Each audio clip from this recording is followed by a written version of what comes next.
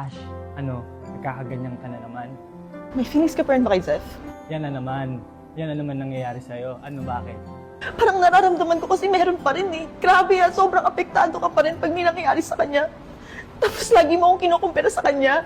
May feelings ka pa rin ba kay Zeph? Zef ka ng Zef? Ano? Gusto mo kayo na lang? Grabe. Saan ba ako lulugar sa inyo? Tuwing may nangyayari sa kanya, sobrang grabe kang mag-react. Tapos lagi mo akong kinukumpara sa kanya. Ash, ano ba? Ano? May feelings ka pa rin ba kay Zeph? Kay Zeph, wala na. Matagal na. Alam mo, matagal lang wala. Matagal? Nararamdaman ko. Nakita ko. Meron pa rin. Grabe! Sobrang apektado mo pa rin kapag may nangyari sa kanya. Tapos, lagi mo kong kinukumpara sa kanya.